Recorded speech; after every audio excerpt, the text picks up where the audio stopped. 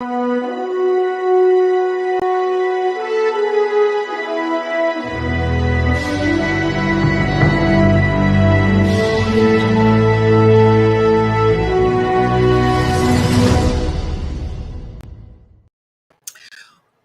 my goodness, another week. Happy Monday. I'm Dr. Lori Davis, and you're watching the Today Show here on the Disability Channel. Good morning, Virginia. Can you believe it's Monday again? No, and this month, a month till Christmas. A month from today. A month from today. It's Christmas Day. I got my tree up on the weekend and decorated. Perfect. Mm-hmm. Yes. Mm-hmm. Yes, we've had ours up for a while because we have a kitten who likes to knock the balls off. I see. So yeah, so we put it up a little earlier just so he could get used to it. Used to it. Yeah. Yeah. He only knocks the ball off every now and again. So it's all yeah. good. Pride showed no interest at all. Couldn't care less. Hum. Oh yeah. Boy, what are they doing? So before we get started, though, I want to just congratulate you because I believe you have some good news to share with us. Yes, I was cleared by my oncologist to go back to work this week. So I start back to work. Yes. Just starting at 3 days a week for the next couple weeks, but my days have kind of wherever we can fit in. I still do treatments every 3 weeks. I have 7 treatments left for my Herceptin treatments. Those are Fridays. So I still have those to finish up. But yes, I was cleared to go back to work almost 9 months later. So wow. I'm so excited. I know. And why don't you share with our audience what it is you do when you do go to work? Because it's very similar to what we do here. But. Exactly. And I think that's why I love it so much. So my title is a social emotional learning facilitator in the Wolf Creek School District where I live. So we go around to any of the schools that want us to come in. I think there's 3 of us. And we have different, again, workshops, programs for the kids and different things. And we talk about emotions. We talk about regulating our emotions, how we can do that. Anything like that, anything that for, that social development, emotional development. And we have products from kindergarten to grade 12 if they want us. But normally we're K to 9, but if the high schools want us, we're available. So we have, time budgeting for our older students, and for our younger ones, we talk about our emotions and what they look like. And so we have a lot of fun with it. And I've missed my colleagues, and I've missed all the different schools and teachers and students that I get to see on a daily basis. So pretty excited to go back. Yes. Well, it's been a long haul, 9 months. That's a long time not to be at work. And so we're really, really happy for you. Thank you. And congratulations. Yes. We love good news, right? Yes, we do. We're all about that. All right. Well, today we thought we would talk a little bit about decision-making, processing decisions. A lot of people have a hard time making a decision. So we're going to talk about all the different ways that people have chosen to try and make decisions, and then we'll talk about what we do. And we also have a tool we're going to share later on in the show. So let's you and I just talk about, first of all, and you've been through a year of having some very hard decisions to make. Me too. And whether it's personally or professionally, decision making is something that we really need a lot of confidence to do in the first place, because it requires taking risks and so on. So why do you think people have a hard time making decisions? I think people, they don't want to make the wrong decision. Right. In my case, I had to make a decision on whether or not I wanted to do radiation as part of my treatment. And I did my research, I did my homework, I asked the questions, and I decided that I was confident that I don't need it as part of my healing routine, dealing with my breast cancer. So I had to make that decision. No matter what the outcome is, I was confident in the decision I made, and I don't regret making that decision because I researched, I read, I asked questions. I wasn't scared to ask questions. And I think that's part of people's problems is they don't, maybe they don't know how to ask questions properly, or they're too scared to ask questions. They don't have that confidence to question someone who maybe they see as when we talk about our credentials and our credibility, you may be a doctor, radiologist in my situation, but I'm the patient. I'm the one going through this process, and I have every right to ask any question that I want, and not feel foolish doing it. Yeah. Yeah. So let's say one reason that people have a hard time making decisions: A, they're worried that they're going to make the wrong decision, Yeah. and B, afraid to speak up. Because when we ask questions or we speak up, what we're really saying is, I don't know, so this is why I'm asking. So that leaves people feeling incompetent or not that bright, right? Also, too, we've made poor decisions in the past. Yes, and we have. I've been married 3 times, so I know all about that. That's called credibility. And we don't want to a repeat performance, if you will. Exactly. Because if we chose the wrong partner, that can be very painful, and we don't want to go there again. So rather than get married again, I just won't get married at all. Well, I'm not like that. Ron asked me the other day, if I died, would you get married again? I said, of course. I like being married. I like having a man. Not what he wanted to hear, but yeah, exactly. No, he wasn't scared to ask the question. No, he wasn't, and he didn't care about the answer. He said, "Well, I'll be dead. I won't know anything about it. It's all right." Yeah, exactly. So but anyway, we joked about that. So repeating the same, repeating the patterns, because a lot of people have dysfunctional patterns. Yes. When it comes to decision making, right? Yes. And I always like to share with people, because then I'm going to share the different things that people do to make decisions, and maybe our audience can connect to some of those. But, I'm wondering if it has anything to do with trust, trusting myself enough. What do you think? Oh, absolutely. And when we think back to those patterns, those dysfunctional patterns, or even past traumas that we've been through, we may not have that confidence to go forward and to trust that the decision I make is going to be the right one. Absolutely. Absolutely. Our past plays a lot into that, until we know better and we can heal from that and regain trust in ourselves. Absolutely. We'll continue with those patterns, those dysfunctional patterns. That's right. Yeah. All right. Well, there's different ways that people make decisions. So the first one, which is really connected to addictions in a way, it's called being impulsive. So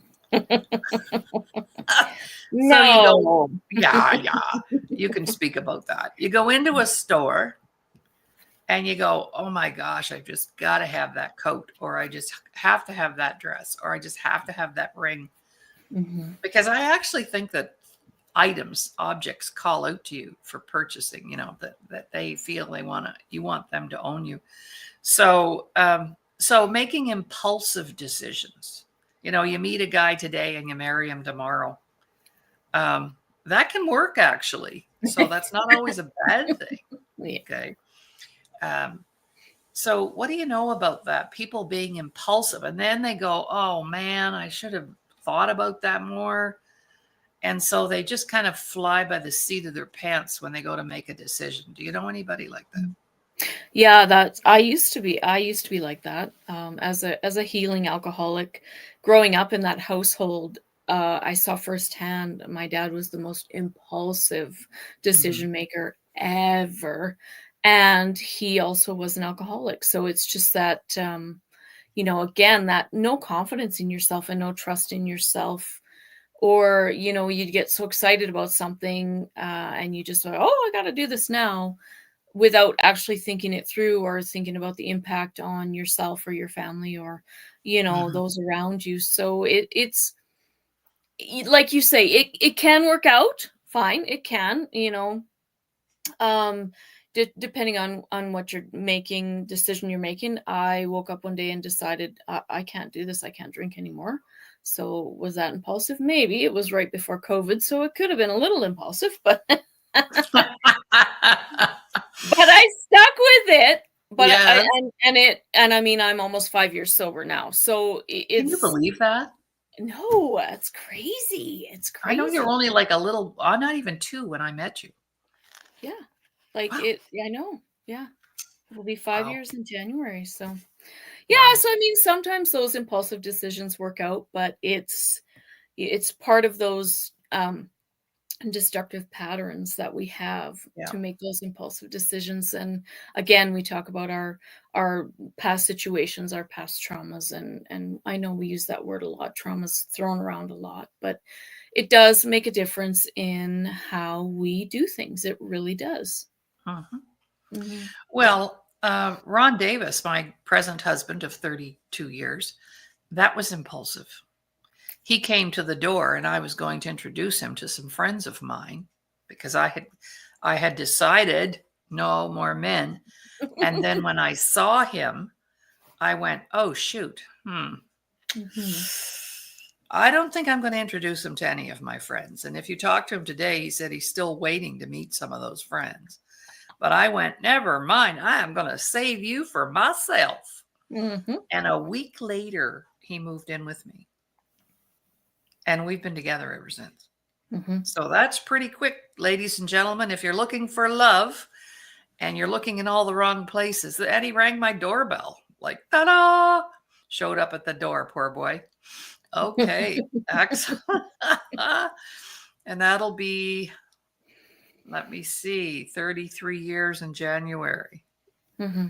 So there's another positive outcome. But depending on the situation and where you're at, and I had just finished telling my parents I was done with men, and then I had to back paddle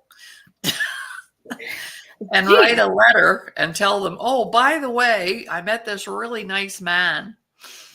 Oh my gosh, I thought my dad was going to kill me. But anyway, so that's the first type of decisions that we make, where we Hmm. can be impulsive.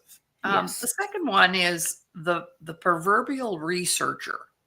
So this might be you, but in your illness, Mhm. it was very necessary for you to Yes. do the research. But let me Yes. just simplify it by saying, for example, I want to buy a blender.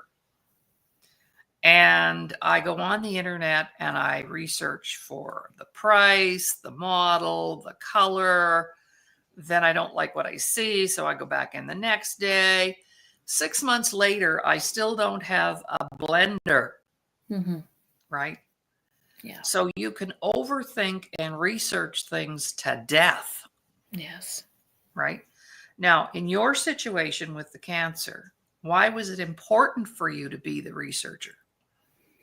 Because I wanted to know, um, one, I wanted to know more about what was going on in my body. I have been very much an advocate for myself for years and years when it comes to my health, just because of things that have gone on and the lack of support, shall we say, from doctors and to get that information. So yeah, for me to research what was going on, to understand, I wanted to understand one, what the doctors were talking about so I could ask intelligent questions and you know find out what I needed to know in because it's a big thing. It's a big thing. Any health decision, that's a big thing. I would say do your research. Absolutely. Don't just trust what someone tells you. If you need a second opinion, a third opinion, you need to advocate for yourself. So for me, yeah, I just have other things going on. I had questions I wanted answered, and I needed to know, what, because I have other people around me as well. So, how is this going to affect me? How is this good? And for me, doing that research, and I really feel like I dodged a bullet not getting radiation. Mhm. I really feel that way. I'm talking to people. And that's the thing. I'm not just reading on the internet and that's it. I'm speaking to people who've gone through it and, stuff like that. And I feel like, whew, a weight lifted off my shoulders, when you find out some of the things going on with others. Yeah. Mhm. So for that, you have to be confident about, advocating for yourself and comfortable speaking up and knowing that, what, just because you're the doctor or you're the specialist in your field, that doesn't make me lesser of a person. That's right. Especially when I'm the one going through, or you're the one going through that situation. Ask, as far as I'm concerned, no question is too small, no question is silly. I want to know.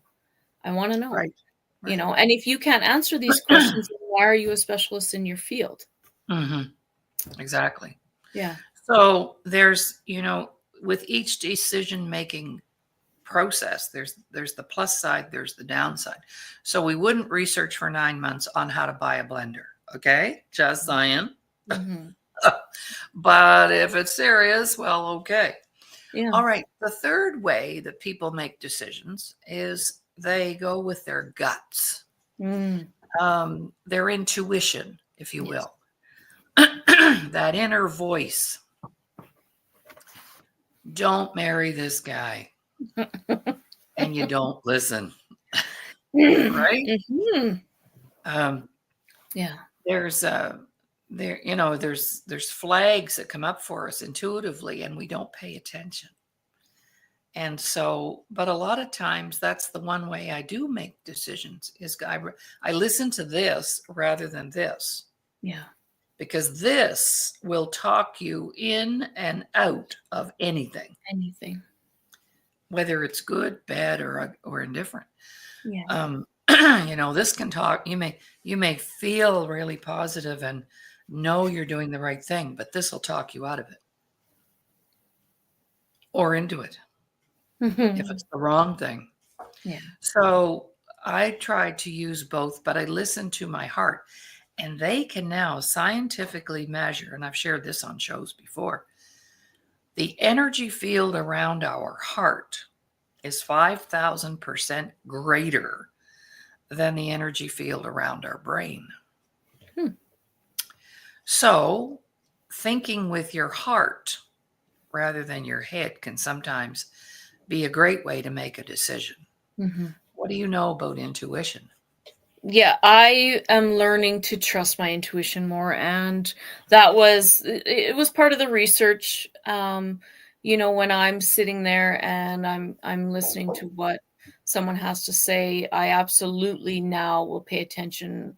What is my gut saying? What is my gut telling me? And um, there's been a lot of times when out and about and thinking, oh, I should do that or do that. And then I don't do it. And then I get home and someone's like, oh, well, did you grab this or grab that? And it's like, so just silly little things, even like grocery shopping. Oh, maybe I should pick that up. And then, so it's never steered me wrong so far. Mm-hmm. Yeah. And that's something I know, a lot of people may not believe in, but it has never steered me wrong so far. No, No. actually, it's very important for safety, Mhm. for making decisions, business wise, professionally. And I've worked on my intuition because we're born with it, but then it gets beat out of us Yes. and we start using the intellect way too much. And so now it's kind of back. My intuition right now is so intent that I'll wake up in the middle of the night. I don't have a clock next to me on my side of the bed, but Ron has one on his side of the bed. And I have to kind of pop my head up to look at it. And if I think it's like 3 o'clock in the morning, I look at the clock and it's 3 o'clock in the morning. Mm-hmm. Or it's 6:24.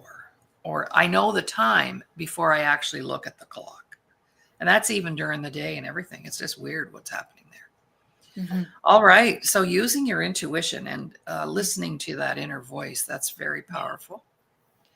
Another way of, and I do this a lot too now, is if something comes across my desk and I need to think about it or research it or whatever, or if it comes across my desk and I'm really excited about it, then I sleep on it. Mm. And then if I feel the same way the next morning, then I know it's the right thing to do. Mm-hmm. If I look at it the next morning and I'm going, then I know it's Yeah. not, right? So I've given my subconscious an opportunity to process that. And just before going to bed, I'll say, please let me know in the morning what I should be doing. Mm-hmm. Absolutely. And your subconscious will tell you what to do. You have to engage it, though. It's sitting there full of information. Waiting. More than the largest computer on the planet. Yeah. So it will pull out the answers, but you have to ask. Mm-hmm. Yes, that makes sense. Yeah. So that's what I do at night before I go. If I have something I need fixed or resolved the next day, I'll just say to the subconscious, figure this out for me, will you? Mm-hmm. And let me know in the morning what I need to do. Yeah. That way I don't lose any sleep. Exactly. Yeah. How many people are tossing and turning and staying awake and they can't think and they can't function and they can't. Woo. Yeah. Mm-hmm. Yeah. Because you haven't, your body's, or your, that's that intellect, your mind, you have to make a decision. You have to make a decision. Mm-hmm. Where, in this sleep on it, you're telling your body, it's okay, I can sleep. We're going to deal with this, in the morning. Tomorrow. Yeah. In the morning. And you can rest. Absolutely. There's a lot of people I know that, all of a sudden they lay down and their brain's like, yeah, they got a hamster up there. Yeah. It's time to go. Yeah. Right. Mm-hmm. Yeah. They need to give themselves that grace. Mm-hmm. Mm-hmm. Then another way that people make decisions, they actually cannot make a decision. So what they do is they ask for help, not help, but they'll say, what do you think I should do? What do you think I should do? Now, I have a great story about this. And we usually ask people who don't even know as much as we do for advice. All right. I don't give advice. Even if you ask me for advice, I won't give it to you. I might help you figure out how to give yourself advice. But Mm-hmm. So this was years ago. I was working in the clothing industry. I used to go into corporations and teach women how to dress professionally. I did that for about a year in between jobs. And I used this one really nice high-end clothing store I borrowed clothes from them to demonstrate. So I was in the store one day and I would work on the floor if I was busy picking out wardrobes and such. And this lady came in a pair of coveralls and rubber boots, and we sold a line of bridal wear as well. And she brought her daughter with her, who was also in the coveralls and the rubber boots. I'm not putting that down. I'm just saying that's how they appeared when they showed up, because mom needed a dress for her son's wedding. And she said, I need a dress for my son's wedding. I don't even have a dress. I don't own a dress, but I brought my daughter along to help me pick one out. Do you see where this is going? Mm-hmm. Yeah. So I looked at the daughter and I thought, whoa, no. I know I could tell right away just looking at her figure, and we had a dress that was perfect for her. So I said to the daughter, how about you take some change? Here's some change. And you go down to the food court and bring us all back a coffee. So I got rid of the daughter so I could get the mother in the dressing room, throw this dress into her, She stepped out. She looked absolutely stunning in this dress. But the point that I'm trying to make is we often seek the counsel of people who don't know as much as we do. Mm-hmm. That would be like you asking somebody who has never had cancer whether or not you should have radiation, Mm-hmm. right? Yeah. So some people can't make a decision unless they have 5 or 6 people telling them, or so they need confirmation Mm-hmm. all the time. Does that connect to you at all? Well, it makes sense. It does make sense. And I've had, or they ask you for your advice or whatever, and you give from experience, say as a parent, and then they do the opposite anyway. Why did you bother asking me then? Like, why? Mhm. Right? So it's, yeah, I can see where that would be part of, when we talked about our credentials and credibility. It's, that makes complete sense. Yeah, why would I ask someone who has never been through what I've been through, Yeah. to So help me make a decision? yeah, but you Yeah. see that need to get that advice or get those Mhm. opinions comes from our own insecurities. And Exactly. that's back to that trust, not trusting Mhm. myself to make the right decisions for myself, etc. Right? Yes. Yeah. Yeah. Those Yeah. patterns, those um, destructive patterns, we can call them. Absolutely. Yeah. Yeah, and I'll give you another story. In my second marriage, which lasted 18 months, I come home and my husband's on the phone with his mom. He liked his mom better than he liked me. He was an only child and he was really attached.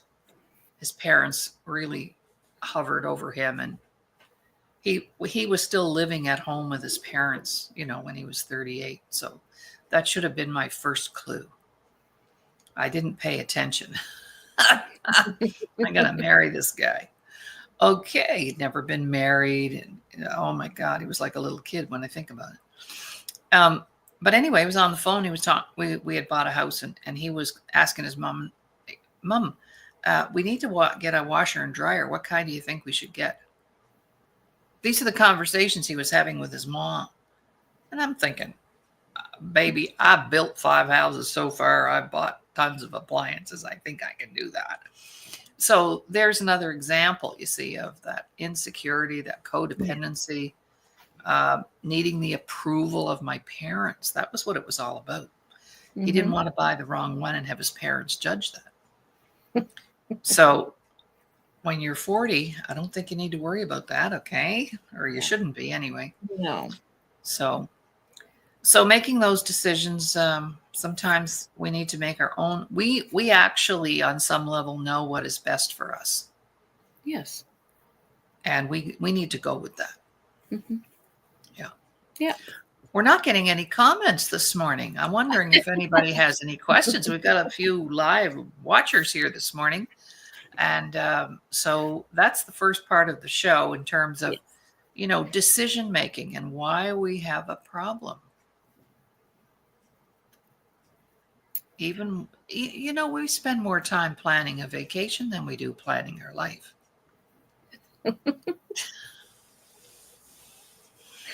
That's true. That's true. Right? But again, it falls into that, that researcher part. What, I want, what are my options? I'm that way too. I want to know what's around so we can, get there and okay, well, we have this option, this option, this option. So absolutely planning a trip. Yeah, I go back into that researcher mode and what's available here, what's here, times, because if we do want to just be spontaneous and go see something, then at least we know, okay, well, we know it's open this day. So, Yeah. you can still be a little spontaneous. But it's, you're, making all these decisions about things that really in the long run won't matter, not a trip. The whole point is being together, right, with your family, if that's what's happening. So we need to sit down and if we're falling in these categories, we need to figure out, okay, why, or what works best. This is how I can get through. Yeah. Okay. So if I'm thinking, we talked about the blender. All right. Well, who can I ask that has the blender? Ask someone. How do you like it? When you're getting real live feedback from someone is a lot different than just looking at pictures or looking at reviews. But if you're spending a lot of money on something and you want good quality, then, right? Yes, Yep. of course, shop around. Yeah. But trust your gut. Does your gut say, get it? No? Yeah? Mhm. Be impulsive? Yeah. Sometimes we're Mhm. all of the above. That's right. That's right. Just depending on the day. Don't put any dishes in front of me because it'll be impulsive. I saw this china on Marketplace that I really want, and Ron said, "Excuse me, you really need another set of china? You have 3 now." Okay. All right. So I also like to spend a couple of minutes just talking about the difference between choices and decisions. Because a lot of people will say this, I just didn't have a choice. Mm. And what they're really saying is, I didn't really want to make a decision. Mm-hmm. So choices are not decisions, choices are options. So, in other words, I love to use my example of the Chinese buffet, and you go in and there's egg rolls and there's rice and there's sweet and sour chicken balls and there's this and that. That means I have options, I have choices. Mm-hmm. Now, nothing happens though until I take that plate up to the table and I decide to have an egg roll Yeah. and I decide to have the rice. I'm putting action behind it. So a choice is I have different things I could do. I could get a red blender, a blue blender, a white blender. I have choices. Yes. But nothing happens until I make a decision. All right, so let's talk about that. I make a decision and it's the wrong one. Well, we call it wrong. So let's Yeah. say let's have everybody think back to a time when you made a poor decision and it didn't turn out the way you planned, Yeah. right? I always ask my clients, write down 3 things you learned from that poor decision. Hmm. Well, I learned that I need to do a little more research on those dating sites so I don't get the wrong guy coming through the door. Yeah. I learned that I don't really need a man. I can live on my own. I learned that my self-worth must be up there because I'm not letting somebody come in and abuse me. Exactly. So, in other words, when we make a poor decision, there's value in it because it teaches us things. Mm-hmm. Yeah. Right? So, is it Yeah. really a poor decision? Probably not. Probably not. No. And depending on where you're coming from, as a parent, our children, that's how they learn. That's They right. make mistakes.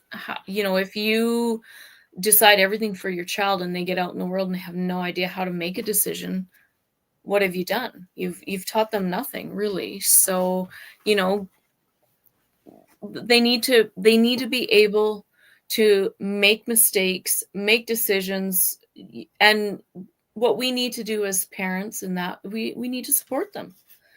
Okay, so this is what happened. I love that. What are 3 things you learned from that?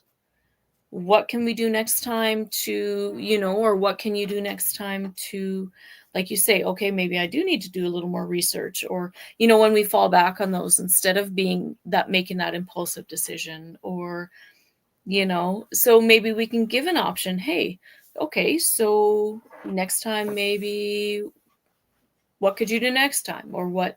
So they do come out of it with knowledge that, okay, I made a mistake, but I've learned from it. I know what to do next time. Exactly.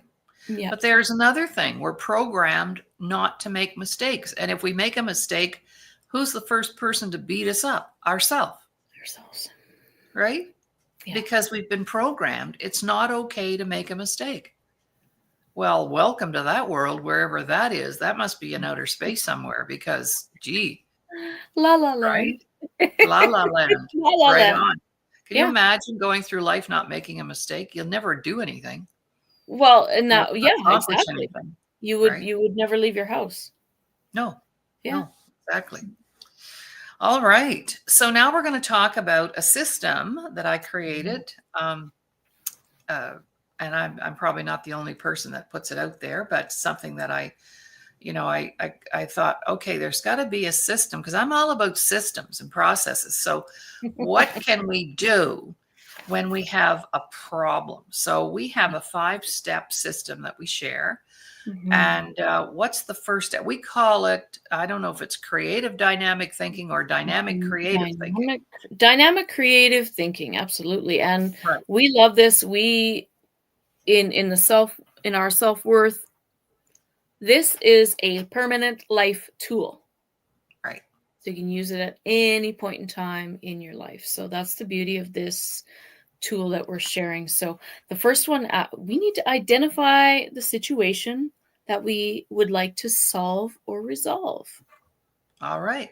So Right. and we write it down. Yes. So the first thing is we have to get our head out of our butt. It's called denial. And acknowledge the fact that we have a situation that needs to change either right away or down the road. It could be urgent. It could be something that can wait. But at the same time, what is my situation? Mm-hmm. I need to get out of this relationship. I need to earn more money. I need to improve my communication with my family. Whatever it is, it doesn't matter what it is. No. But how many people write down their problems? Not very many. They think about it all day long, but they don't sit down and go, okay, here it is in paper, looking me back in my face. Yes. Right? It makes it real.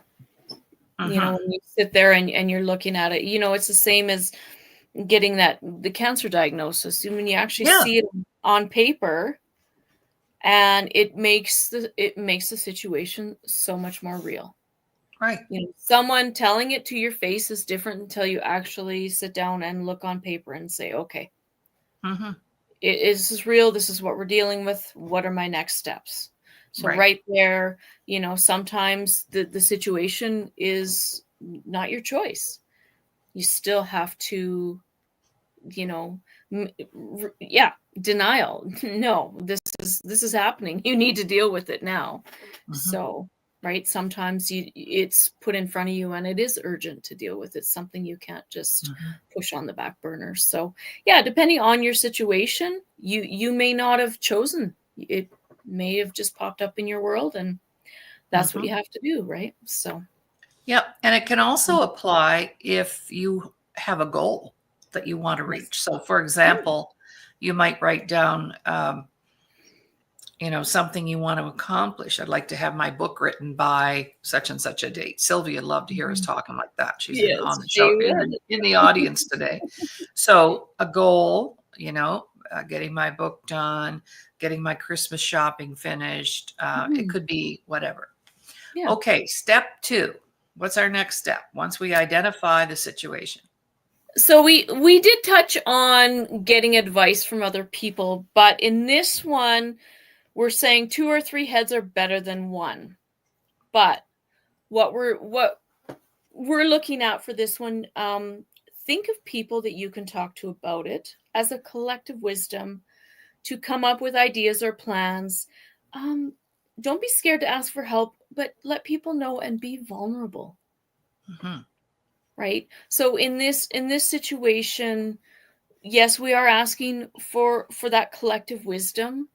When we did talk about, we're not making a decision, we can also utilize people to make a decision and have them come up with some ideas and plans for you to think on, to go forward on. So that's, number 2 and kind of number 3 as well. They go together. Get together with your group and present a situation, and then get them to share ideas. So maybe you're part of a of a group and you feel comfortable talking with them about it, or maybe there's 2 or 3 people that you can go to, if it's family or friends, someone who you trust to, they don't need necessarily, have to be knowledgeable in that. It would help, absolutely. But if you know 2 or 3 people, okay, who are maybe going through the same thing, we'll take cancer as an example again, because that's something we've both dealt with. 2 or 3 people that are going through it. Okay, so this is what you did. This is what you did. Perfect. Now I've got some ideas on, what I can look at or where I can research or, talk to. And then, yeah, the group is the same thing. Get together with your group, present the situation, and then get them to share ideas with you. So it's like brainstorming, when you're part of a team and you need to brainstorm. So number 2 and number 3 go in, kind of together. We love the collective wisdom. We love the collective wisdom because someone may have something that you never thought of, or an avenue that you never thought even come up in your brain, because everybody thinks differently. Everybody's unique, and that's the beauty of getting together with that group and that collective wisdom, or your friends, family. It's yeah. So that's our kind of 2 and 3 together. If you're comfortable in a group, absolutely, or if you are only comfortable with a couple people, that's the nice thing about those options. Yeah. Yeah. So number 2 could be challenging because a lot of times we want to harbor our problems and our challenges to ourselves, but that really doesn't help solve anything. So number 2, it's good to have that little mastermind group of people that you trust, and you can say, hey, I have a chance to do this, or, I've got a challenge with that. And a lot of times over the years, especially in the business, if I was facing or confronting a situation that I didn't know where to go next, I would pull in 2 or 3 of my facilitators and say, hey, this is our situation. What do we need to do? Exactly. And then number 3, the important thing about number 3 is when they're giving you their feedback, this is not the time for you to judge the feedback. No. This is where you get a big piece of paper on the wall and people run up and jot down their idea, and every idea has value. Yes. Even though I'm sitting there going, oh, I couldn't do that, or oh. Yeah. You don't let that stop other people from giving you the feedback. This is really important. Yes. And earlier, Kathy mentioned she was challenged with doing some website work. Well, then get together with 2 or 3 other people who design websites and brainstorm, because people are always very helpful. I've joined a few podcast sites on Facebook, and it's amazing how podcasters have no problem reaching out and saying, hey, we need a guest, be on my show. Get with the people who are in the know. And like you said, the collective wisdom. But in step 3, it's important for you not to limit or judge the ideas. Exactly. And that's, it might be an avenue that you think maybe you can't go down, but it might be the only avenue that's going to work for your situation. Thank you. Yes. Right. So when we are sitting there, no judgment, no,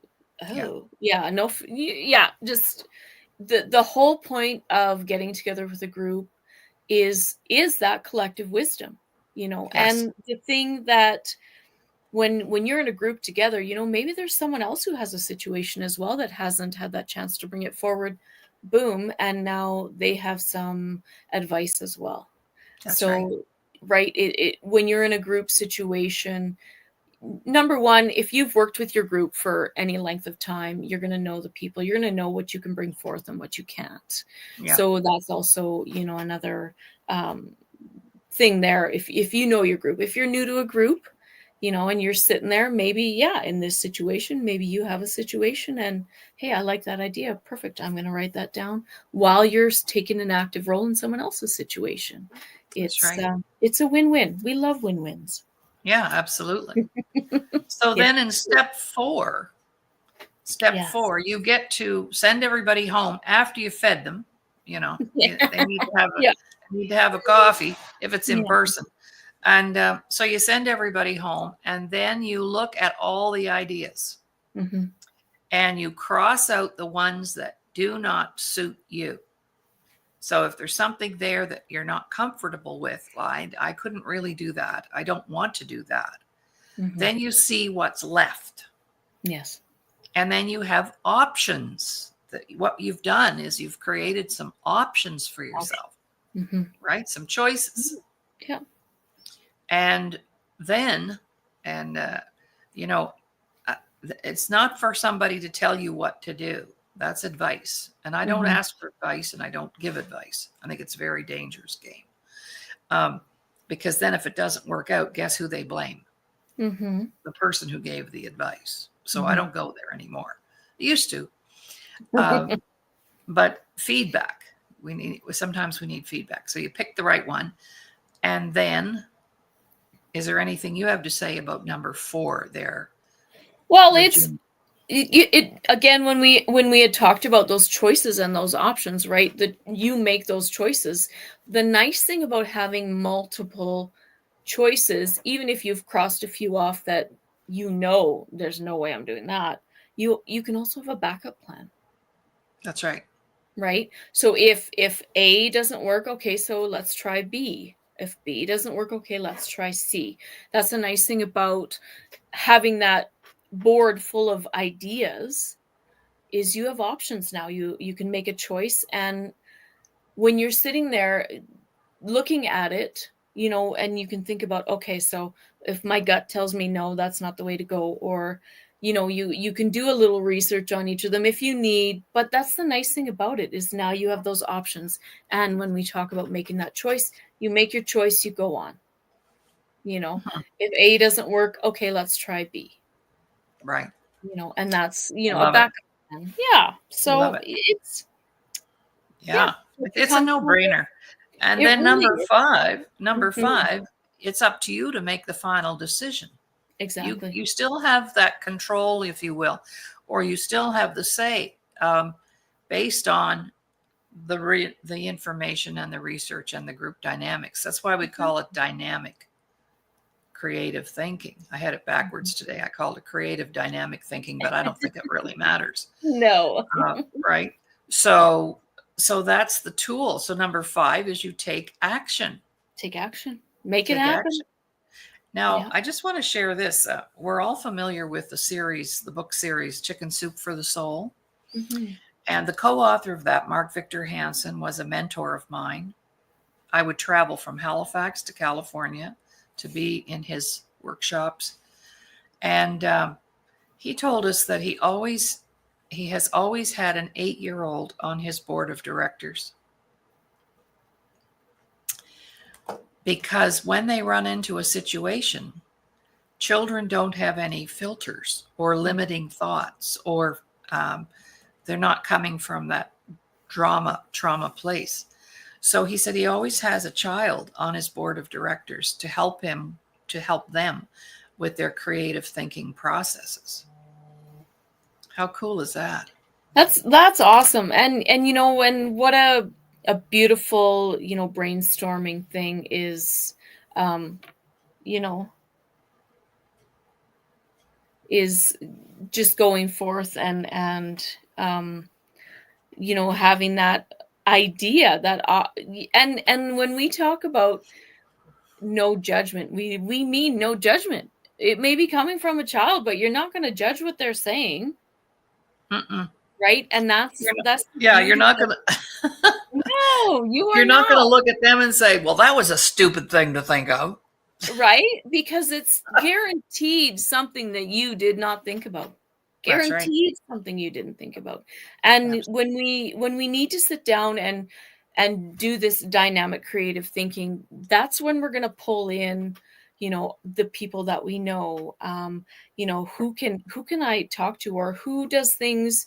Maybe you like the way someone does something, maybe it's a little different to what you do, But hey, I want their advice because they do things differently than me. And that's okay. That's okay. And because something might come up, like you said, when we're going through this, that you would have never thought of in a million years. Never thought of in a million years, because everyone's situation's different. Everyone handles their situation different.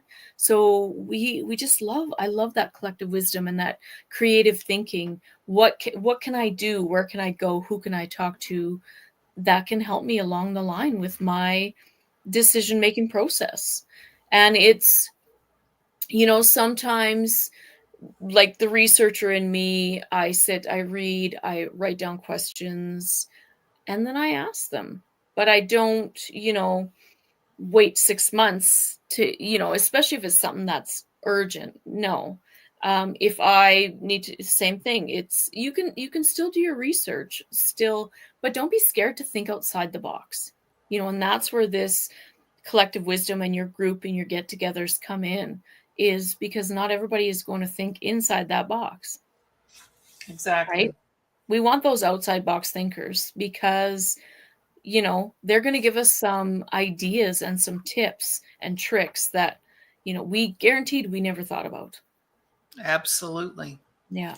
All right. Well, can you believe our time is winding down? So I'm trusting that we have put out an amazing show today with some really practical tools, which is the purpose of our show on Monday, to share with you, because we have in our toolbox here at Self-Worth the Missing Link, we have over 1,000 tools.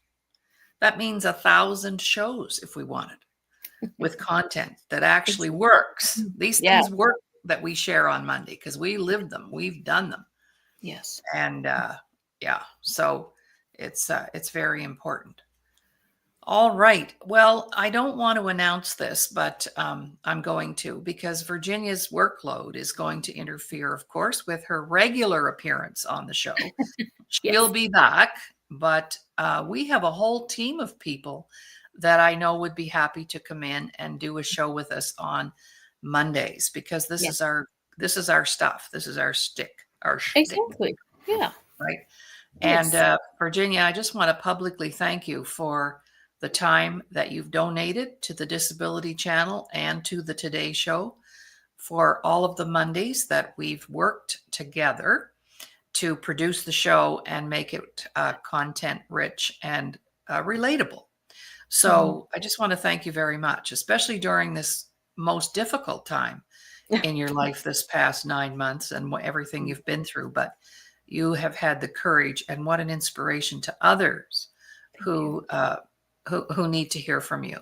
So thank you so much, Virginia, again, for all that you've contributed to the show. I'm really grateful. It's been my absolute pleasure. Thank you so much. You're welcome. All right. Well, we'll be back tomorrow with Dr. Ramin Modiri. And we've ramped up our show. Usually on Tuesdays, all we talked about really was finance, but we've integrated that now with some current events and everyday life situations that he and I enjoy speaking about. So we'll be back tomorrow morning, same time, same station. So goodbye, everyone, and see you tomorrow. Have a beautiful day. Mm-hmm.